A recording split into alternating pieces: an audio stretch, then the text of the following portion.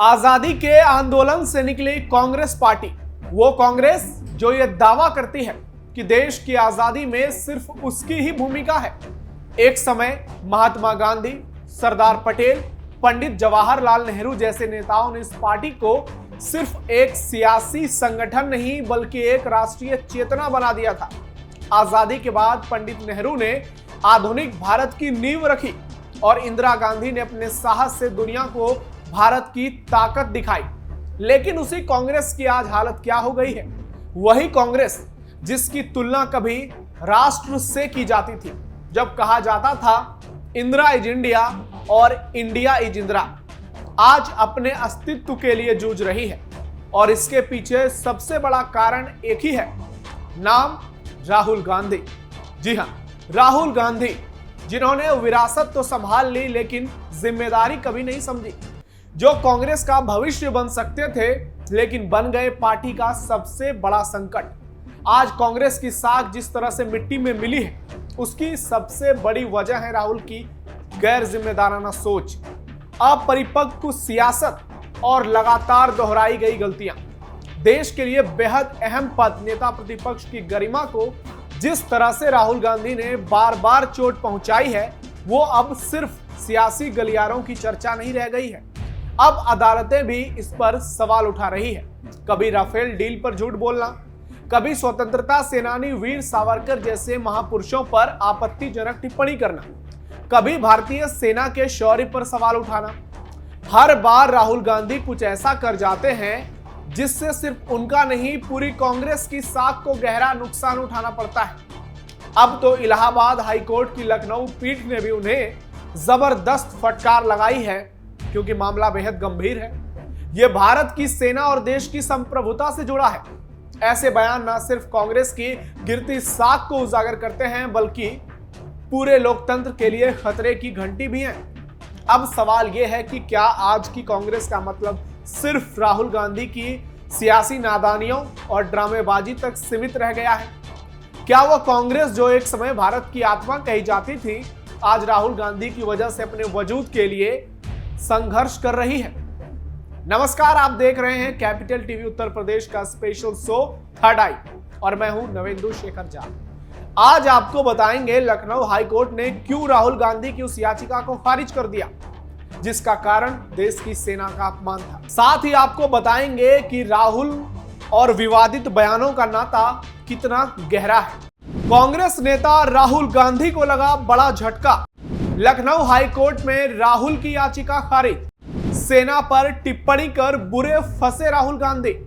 Congress party के भविष्य पर संकट के बादल। कांग्रेस नेता राहुल गांधी को भारतीय सेना पर विवादित मानहानिकारक टिप्पणी के मामले में लखनऊ हाईकोर्ट से कोई राहत नहीं मिली।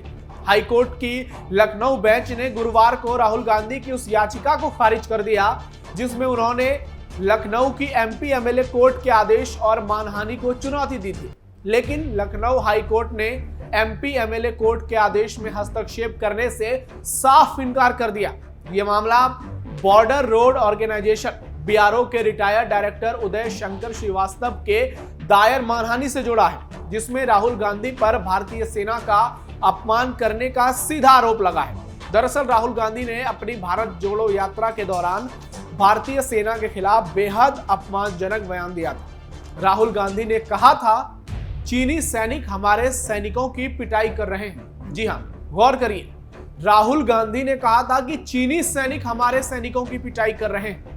राहुल ने अपने इस बेहद घटिया, घिनौने और शर्मनाक बयान से सेना के मनोबल को तोड़ने का काम किया था, जिसे लेकर अब लखनऊ हाईकोर्ट ने उन्हें बड़ा झटका दिया है। राहुल गांधी की ओर से उनके वकीलों ने हाईकोर्ट में दलील दी थी कि देश के नेता प्रतिपक्ष पर लगाए गए आरोप मनगढ़ंत हैं। उन्होंने यह भी तर्क दिया था कि राहुल गांधी लखनऊ के निवासी नहीं है, इसलिए उन्हें समन करने से पहले आरोपों की सच्चाई की जांच होनी चाहिए थी। साथ ही यह भी कहा गया कि समन से पहले यह सुनिश्चित करना चाहिए था कि आरोप ट्रायल के लायक है या नहीं। हालांकि हाईकोर्ट ने इन सभी दलीलों को खारिज कर दिया और राहुल की उम्मीदों पर पूरी तरह से पानी फेर दिया। राहुल के साथ फंस गई पूरी कांग्रेस। देश में इस वक्त हर ओर ऑपरेशन सिंदूर की चर्चा है, सेना के शौर्य की बातें हो रही है, पीएम मोदी अपनी रैली से देश की सेना का मनोबल बढ़ा रहे हैं, लेकिन इस बीच राहुल फंस गए। सोशल मीडिया पर उनकी खूब ट्रोलिंग हो रही है। कांग्रेस पार्टी पर सवाल उठ रहे हैं क्योंकि सर्जिकल स्ट्राइक का सबूत मांगकर पहले ही उनकी किरकिरी हो चुकी है, लेकिन उससे सीख लेने के बजाय राहुल ने फिर विवादित बयान दिया। और सिर्फ एक नहीं, ऐसे कई बयान हैं। और राहुल गांधी सोचिए ये तक कह रहे हैं कि भारतीय सेना की पिटाई हुई। कोई भारतीय कैसे इतना घटिया बयान दे सकता है, जबकि सच्चाई पूरी दुनिया को मालूम है कि 15-16 जून की रात 2020 में कैसे भारतीय जाबाज सैनिकों ने 4 फीट वाले चीनियों को मसल दिया था। भारत के वीर 20 जवानों की शहादत हुई थी, लेकिन भारत के सैनिकों ने उससे दोगुना चीनियों को मारा था। 50 के आसपास जवानों की हत्या की थी। हालांकि चीन कभी इसे मानता नहीं है। इस बयान का असर बड़े पैमाने पर देखने को मिला जब यूपी विधानसभा चुनाव 2022 में कांग्रेस पूरी तरह साफ हो गई और भी राज्यों में उनके विरोधियों ने इसे बड़ा मुद्दा बनाया, जिसका व्यापक असर देखने को मिला। राहुल गांधी की तो इज्जत की किरकिरी हुई ही पूरी कांग्रेस पार्टी फंस गई। लोग कांग्रेस पर सवाल उठाने लगे। लोग कांग्रेस पार्टी को लेकर यह कहने लगे कि ये क्या वही कांग्रेस है जो एक समय में इंदिरा गांधी के दौर में बांग्लादेश को अलग करने के लिए जानी जाती थी? क्या ये वही कांग्रेस है जिसकी नींव मोतीलाल नेहरू और जिसकी रचना पंडित जवाहरलाल नेहरू ने की थी? क्या ये वही कांग्रेस है जो महात्मा गांधी के नाम से जानी जाती थी, जो सरदार पटेल के नाम से आज भी जानी जाती है? लोगों ने राहुल गांधी की गंभीरता पर कड़े सवाल उठाए और राहुल के व्यवहार ने साबित कर दिया कि उनकी वजह से न सिर्फ उनकी इमेज को नुकसान हुआ, बल्कि पूरी कांग्रेस पार्टी को इसका खामियाजा भुगतना पड़ा। हालांकि राहुल और विवादित बयानों का नाता बहुत गहरा है। सिर्फ सेना ही नहीं, राहुल ने देश के स्वतंत्रता सेनानियों का भी अपमान किया और उनमें से एक हैं भारत के महान स्वतंत्रता सेनानी, भारत माता के वीर सपूत, आजादी के एक बड़े नायक वीर सावरकर, जिन्हें लेकर इलाहाबाद हाई कोर्ट ने उन्हें हाल ही में कड़ी फटकार लगाई और उनकी याचिका भी खारिज कर दी। दरअसल महाराष्ट्र के अकोला में 17 नवंबर 2022 को भारत जोड़ो यात्रा के दौरान कांग्रेस नेता राहुल गांधी ने वीर सावरकर पर अपमानजनक टिप्पणी की थी, जिसकी जितनी निंदा की जाए वो कम है। राहुल ने वीर सावरकर को अंग्रेजों का पेंशनर और नौकर कहकर उनका अपमान किया। इस पर कोर्ट ने साफ साफ कह दिया कि राहुल की टिप्पणी ने समाज में नफरत और दुर्भावना फैलाई, जिसके चलते राहुल गांधी को माफी मांगनी पड़ी और तब से वो चुप नजर आ रहे हैं। आपने देखा होगा कि महाराष्ट्र चुनाव से पहले वो लगातार ऐसी बयानबाजी कर रहे थे, लेकिन फिर उन्हें अपनी हैसियत का अंदाजा हो गया। हालांकि पहले समन में वो कोर्ट में पेश नहीं हुए और इसके चलते कोर्ट ने राहुल गांधी के ऊपर 200 रुपए का जुर्माना लगा दिया और दूसरा समन जारी किया।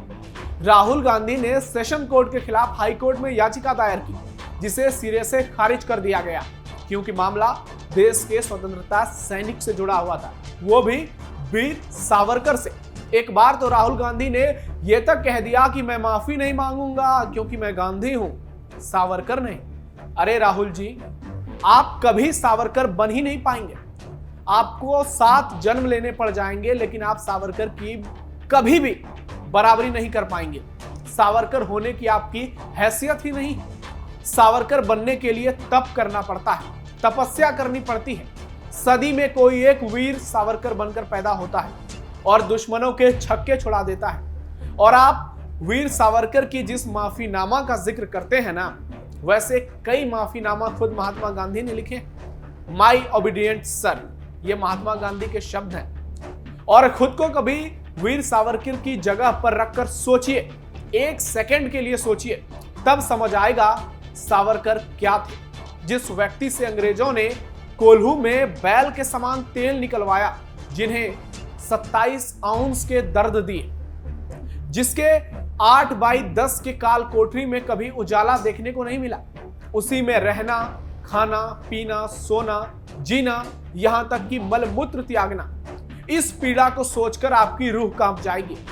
1 जन्म में 2 काला पानी की सजा, जो आज तक किसी को नहीं दी गई, लेकिन ये वीर सावरकर के साथ किया गया क्योंकि उन्होंने अंग्रेजों के दांत खट्टे कर दिए थे। उन्होंने बताया था कि भारत माता के सपूत में कितनी ताकत है। वैसे आपको वीर सावरकर के बारे में कुछ पता नहीं होगा। आपकी जानकारी शून्य है, इसलिए आप ऐसे बचकाने बयान देने से बाज नहीं आते। आपको बता दें कि वीर सावरकर को जब कोल्हू में बैल के समान चलाया जाता था तो उन्हें 27 आउंस का दर्द होता था, और जब कोई भी महिला किसी बच्चे को जन्म देती है तो उसे 7 या 8 आउंस का दर्द होता है।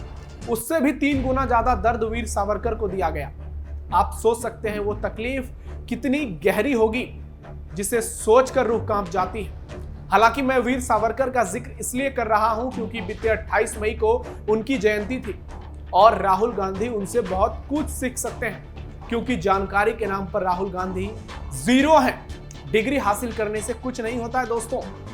मेरे भी पिता अगर पीएम होते तो मैं भी बड़े बड़े कॉलेज से डिग्री हासिल कर लेता, देश विदेश से डिग्री हासिल कर लेता। सोने का चम्मच लेकर पैदा हुए राहुल गांधी वीर सावरकर का 1% कभी नहीं बन सकते। इसके लिए एक तो क्या, उन्हें 100 जन्म भी उनके लिए कम पड़ जाएंगे।